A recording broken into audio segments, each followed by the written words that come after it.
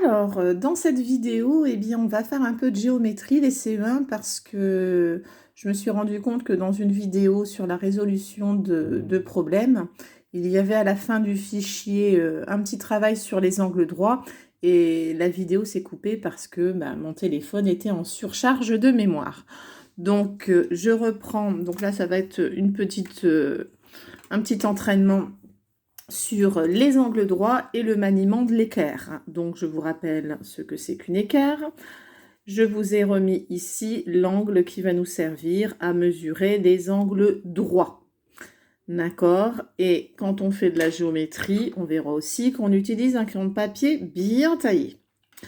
Alors, je vais placer mon équerre sur le premier angle, puisqu'on nous demande de repérer les angles droits et de les marquer en rouge. Alors ici, j'ai bien mes deux segments qui sont alignés à mon équerre, là au niveau de l'angle droit. Donc je fais le symbole angle droit. Ici j'ai un autre angle. Ah, vous voyez, ce n'est pas bien aligné. Il est plus petit qu'un angle droit. Vous verrez qu'on appelle ça un angle aigu. Ici, celui-là, là encore, regardez. Un côté est aligné, mais l'autre est vraiment pas du tout aligné. Il serait là, sinon c'est donc un angle qui n'est pas droit. Je regarde aussi cet angle-là. Vous avez vu, c'est mon équerre que je bouge et c'est pas ma feuille. Là, ce n'est pas un angle droit. Mes deux segments ne sont pas alignés avec mon équerre. Ici, là, parfait, alignement, c'est aligné. J'ai un angle droit, je fais le symbole. Ici, j'en vois un à nouveau d'angle droit.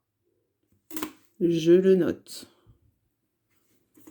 Sauf souvent, vous bougez votre feuille, mais c'est l'équerre qu'on bouge. C'est l'outil. Là, c'est aligné. Ici, ce n'est pas aligné. Ce n'est pas un angle droit. Ici, j'aligne un côté de mon équerre. Ici, ce n'est pas aligné. Ce n'est pas un angle droit. Ici, j'aligne un côté de mon équerre. Oh, c'est bien plus grand l'écartement. On appellera ça un angle obtus quand ça dépasse l'angle droit. Ici,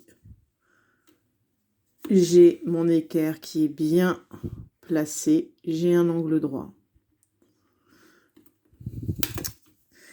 Et pour finir, celui-là aussi, c'est un bel angle droit de 90 degrés.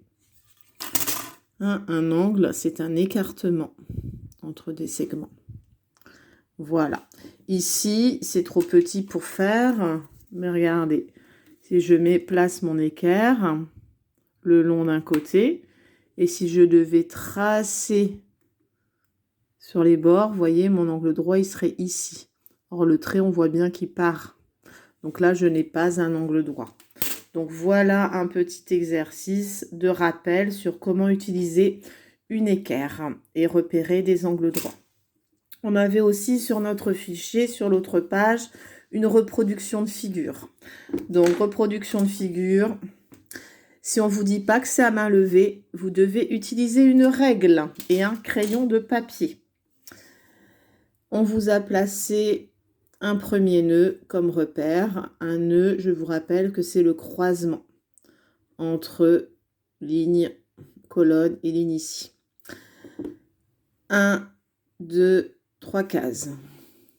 1, 2, 3 cases. J'ai donc mon deuxième sommet, mon deuxième nœud qui est ici. Je descends. 1, 2, 3 cases. 1, 2, 3 cases. J'arrive ici. 1, 2, 3. 1, 2, 3. Là, j'ai mon carré. Donc, je trace. Alors, mon carré qui a 4 sommets et 4 côtés égaux. Et en plus, qui a... Regardez, c'est ma règle que je bouge. Ce n'est pas ma feuille. Et en plus, je peux vérifier qu'il y a des angles droits. Un angle droit. 2 angles droits. 3 angles droits.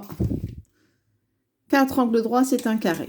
Ensuite, je vais relier ce qu'on appellera plus tard les diagonales de mon carré à la règle. Et relier la deuxième diagonale en reliant les sommets opposés. Maintenant, je peux colorier. Donc là, j'ai un triangle qui apparaît. Et j'ai un second triangle ici en rose. Donc vous voyez, coloriage pas au feutre. Et surtout, règle et crayon de papier bien taillé. Donc là, j'ai une petite figure. Là, on a la même sorte de figure un petit peu plus grande. J'ai un nœud, un sommet qui vous aide.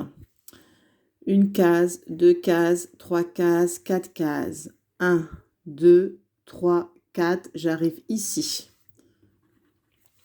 D'accord? Si j'appelle le sommet A, là, je suis au sommet B.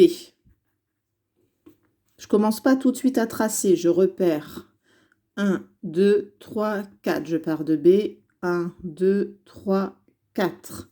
J'arrive au sommet, je vais appeler C. Et ensuite, vers la gauche, 1, 2, 3, 4. C'est mon quatrième sommet. A, B, C, D, que je vais appeler, tiens, 1, 2, 3, 4, que je vais appeler D, ici. Maintenant, je peux relier avec ma règle. Ma règle est placée en dessous et mon crayon suit la règle. Regardez, je ne bouge pas ma feuille, c'est ma règle que je tourne. Et je ne veux pas avoir de tracé comme ça où le crayon est en dessous, sinon ça ne sert à rien. Mon crayon doit glisser sur ma règle au-dessus. Là, je termine le côté de ma figure. Pareil, je trace les diagonales.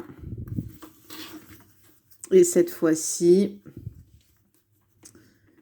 je vais colorier en jaune. Donc là, vous voyez, il n'est pas précis ici, ça m'ennuie, je le reprécise. Et maintenant, en jaune ou en orange, les deux triangles opposés.